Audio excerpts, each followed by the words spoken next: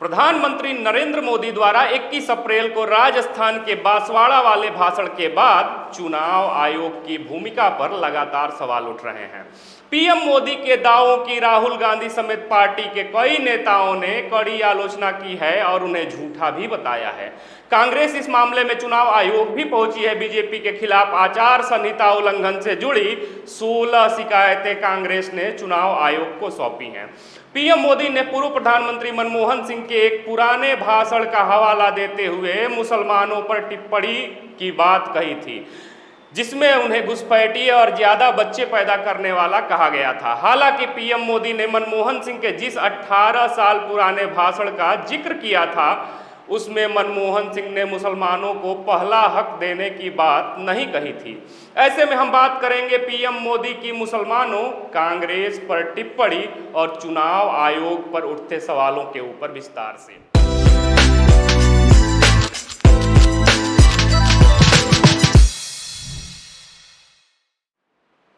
नमस्कार, मैं विश्वजीत कुमार और आप देख रहे हैं खबरों के खिलाड़ी। बता दें कि मनमोहन सिंह ने 2006 में कहा था, अनुसूचित जातियों और जनजातियों को पुनर्जीवित करने की जरूरत है। हमें नई योजनाएं लाकर ये सुनिश्चित करना होगा कि अल्पसंख्यकों का और खासकर मुसलमानों का भी उत्थान हो सके, विकास का फायदा मिल सके। इन सभी का संसाधनों पर पहला दावा होना चाहिए। मनमोहन सिंह ने अंग्रेजी में दिए गए भाषण में क्लेम शब्द का इस्तेमाल किया था। अब पीएम मोदी के बयान की आलोचना ये कहकर भी की जा रही है कि वो कैसे देश के करीब 20 करोड़ मुसलमानों के लिए घुसपैठिया शब्द का इस्तेमाल कर सकते हैं। वहीं बीजेपी प्रवक्ता गौरव भाटिया ने एक प्रेस कॉन्फ्रेंस में कहा है कि इंडी अलायंस के लिए जो भारत में गैर कानूनी ढंग से घुसते हैं, वो देश की जनता से ज्यादा महत्वपूर्ण होते हैं।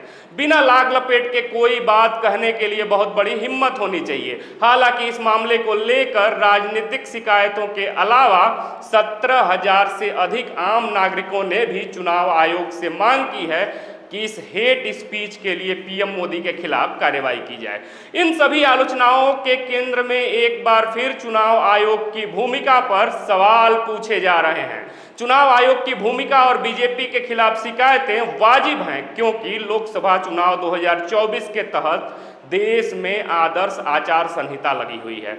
चुनाव आयोग की ओर से लागू आचार संहिता के मुताबिक चुनाव प्रचार के दौरान न तो धार्मिक प्रतीकों का इस्तेमाल किया जा सकता है और न ही धर्म, संप्रदाय और जाति के आधार पर वोट देने की अपील की जा सकती है। आचार संहिता के मुताबिक किसी भी धार्मिक या जातीय समुदाय के खिलाफ नफरत फैलाने वाले भाषण देने या नारे लगाने पर भी रोक है। ऐसे में इन नियमों का हवाला देते हुए विपक्ष और सोशल मीडिया पर कुछ लोग पीएम मोदी पर कार्रवाई की मांग कर रहे हैं। बता दें कि कांग्रेस नेताओं ने सोमवार शाम को चुनाव आयोग का रुख किया। इस मामले में जयराम रमेश ने कहा, हमें जनप्रतिनिधि कानून 1951, सुप्रीम कोर्ट के फैसलों और चुनाव आचार संहिता के उल्लंघन वाली 16 शिकायतों को चुनाव आयोग को सौंप दिया है। कांग्रेस ने उम्मीद जताई है कि इन शिकायतों पर तुरंत कार्रवाई की जाएगी। बता दें कि ये शिकायतें 18 से 22 अप्रैल के बीच की हैं।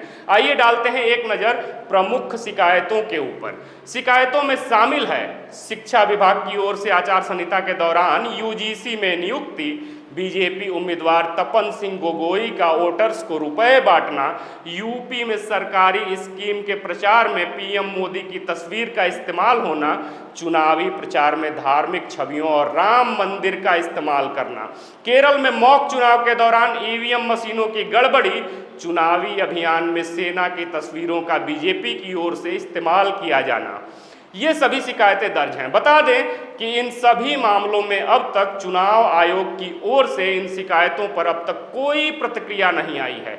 न ही चुनाव आयोग की ओर से पीएम मोदी के बयानों पर किसी तरह के नोटिस दिए जाने या कार्रवाई करने की जानकारी सामने आई है। इससे पहले विगत महीने मार्च में टीएमसी सांसद साकेत गोखले ने चुनाव आयोग में पीएम मोदी के खिलाफ आचार संहिता उल्लंघन मामले में शिकायत दर्ज करवाई थी। साकेत गोखले ने कहा था कि पीएम मोदी ने चुनावी रैली में भाग लेने के लिए वायुसेना के हेलीकॉप्टर का इस्तेमाल किया है। टीएमसी की इस शिकायत पर चुनाव आयोग की ओर से किसी तरह की कार्यवाही करने की जानकारी या प्रतिक्रिया सामने अभी तक नहीं आई। कुछ लोग बीजेपी के मामलों में चुनाव आयोग की इस निष्क्रियता और विपक्ष के मामले में सक्रियता से तुलना भी करते हुए देखे जा रहे हैं। तुलना होना भी चाहिए, क्योंकि इंडियन एक्सप्रेस की रिपोर्ट की यदि माने तो नवंबर 2023 में राहुल गांधी ने जब बिना नाम लिए पीएम मोदी के लिए पनौती शब्द का इस्तेमाल किया था, तब चुनाव आयोग ने राहुल गांधी को नोटिस जारी किया था।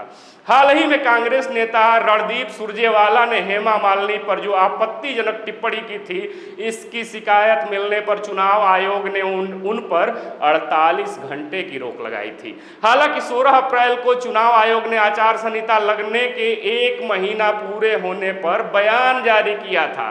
चुनाव आयोग की यदि माने तो करीब 200 शिकायतें आयोग के पास आई हैं। इनमें से 169 पर एक्शन ले लिया गया है। 51 शिकायतें बीजेपी की तरफ से करवाई गई थीं, जिनमें से 38 मामलों में कार्यवाही की गई है। वहीं कांग्रेस की तरफ से 59 शिकायतें आई, जिनमें 51 मामलों में कार्यवाही की गई।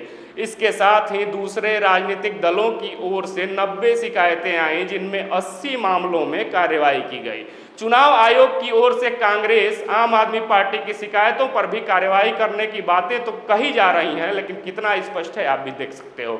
इनमें चुनाव का ऐलान होने के बाद व्हाट्सएप पर सरकार की ओर से विकसित भारत का मैसेज भेजने पर भी रोक लगाने, कांग्रेस की शिकायत पर हाईवे, पेट्रोल पंप जैसी जगहों पर नियमों के अनुसार प्रचार करने जैसे निर्देश देने की भी बात बताई जा रही है। इस कड़ी में यदि बात करें तो एक वाकया 1987 का है, जब भड़काऊ चुनावी भाषण के लिए शिवसेना के संस्थापक बाला साहब ठाकरे पर 6 साल के लिए चुनाव न लड़ने और वोट देने पर पाबंदी लगा दी गई थी। चुनाव आयोग की सिफारिश करने पर तत्कालीन राष्ट्रपति के.आर. नारायणन ने 1999 में 6 साल के लिए बाला साहब ठाकरे के मताधिकार पर रोक लगा दी थी। चुनाव प्रचार के दौरान बाला साहब ठाकरे ने कहा था कि मुझे मुसलमानों का वोट नहीं चाहिए। इस बयान की वजह से उन्हें ये सजा मिली थी। अब पीएम नरेंद्र मोदी के भाषण पर विपक्ष के नेताओं ने भी तीखी प्रतिक्रिया दी है। कांग्रेस प्रमुख मल्लिकार्जुन खड़गे की बात करें तो उन्होंने कहा कि मोदी जी ने जो कहा वो हेट स्पीच है, ध्यान भटकाने के लिए सोची समझी चाल है। हमारा घोषणा पत्र हर एक भारतीय के लिए है और सबकी बराबरी की बात करता है, सबके लिए न्याय की बात करता है। कांग्रेस का न्याय पत्र सच की बुनियाद पर टिका है। वहीं वामपंथी नेता सीताराम येचुरी ने कहा ये भयानक है, साथ ही चुनाव आयोग की चुप्पी और भी ज्यादा भयानक है। मोदी को भड़काने वाला भाषण आचार संहिता और उच्चतम न्यायालय का हेट स्पीच पर निर्णयों का घोर उल्लंघन है। वहीं भारतीय कम्युनिस्ट पार्टी माले ने कहा कि प्रधानमंत्री का भाषण बेहद जहरीला, सांप्रदायिक और नफरत से भरा हुआ है, जिसका मकसद भारत की जनता के बीच धर्म के आधार पर दुश्मनी को बढ़ावा देना है। अब आपको बता दें कि पहले चरण के मतदान के बाद मोदी का भड़काऊ बयान और चुनाव आयोग की निष्क्रियता पर उठ रहे सवाल ने देश की राजनीतिक समीकरण को पूरी तरीके से बदल कर रख दिया है। इन सबके बीच आम लोगों से जुड़े शिक्षा, चिकित्सा, रोजगार और महंगाई जैसे मुद्दे फिर से काफी पीछे छूट गए हैं। पीएम मोदी के इस बयान और चुनाव आयोग की कार्यशैली पर आप क्या सोचते हैं? अपने जवाब कमेंट बॉक्स में जरूर दीजिएगा। फिर से मिलेंगे एक नए वीडियो में, तब तक देखते रहिए खबरों खिलाड़ी। जय हिंद, जय भारत।